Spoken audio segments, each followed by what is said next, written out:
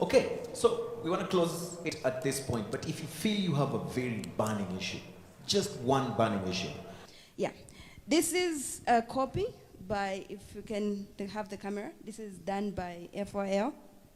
If you show this to a young person, a young woman like me, and say go into agriculture, are they going to go into it? Definitely not. I told the World Bank the same thing. If you want to make agriculture attractive, if you want to make it sexy, start by publishing it. Get a young person who's attractive, put them on this picture. I said this in Harare last year to say, can we try to make agriculture sexy? This organization, the UN, the FOA, whoever is involved in the agriculture sector, the advertising, whoever you are, make agriculture sexy.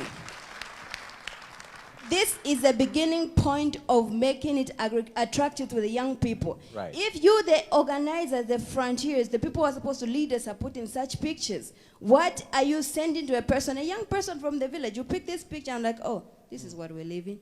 But if they see a young person here, very attractive like me, and you put me here, even the young men in the village, they'll be like, wow, I want to be like her. I mean, where am I going to find this woman? Let me join agriculture. I mean, this is practical. That's what we need to be talking about. So please, my request is that next time we're going to have such a conference, whatever is coming up, you can look for me on Facebook, Tamara Happy Face Kaunda. Put my picture there and say she's a farmer. And a medical doctor, yeah? Well, most people, they like to see me, oh, don't look at like she's farming, she's a doctor. No, I want to be called a farmer. Right. Because the problem we have in Africa is hunger. We don't need drugs. I work in a hospital, and I can guarantee you 80% of the diseases, why we're losing young people is because of poverty. So why then can't we give them the nutrition they need instead of the drugs? That's my switching from medicine to agriculture. So that's what we should be looking at. Another thing, she's from Singapore, I'm from Zambia. The borrowing rate in Zambia is about 35% to 40%. You can say, yes, I don't have, I don't want to go to the bank or whatever. No, I've tried going there. But why should I to make such a suicidal decision to go and borrow at a 40% rate? It's impossible.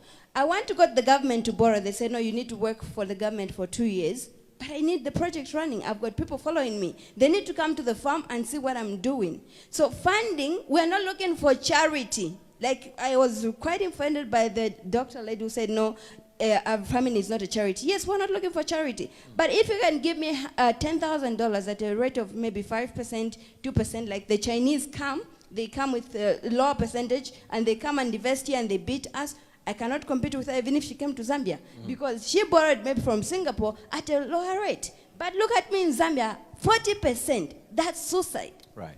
So we can talk and talk and talk, but let's create an enabling environment for the African youth. Because we can't have so much vast land, yet we are languishing in poverty. Netherlands cannot export to Africa if they don't feed their own people. Yes, I'm happy the young people are exporting, but why are we leaving our people? Why are they dying?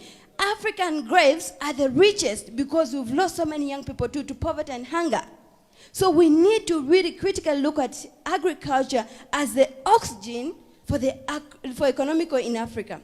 It should not be a backbone. I can break my backbone today and I can live on. But if I don't have oxygen, I can't live on. So agriculture should be the oxygen of the economy in Africa. Thank you. What a way to actually powerfully finish this conversation. One, make agriculture sexy in order to attract young people into it. And number two, start seeing agriculture as the oxygen of our economies and not just the backbone of our economies.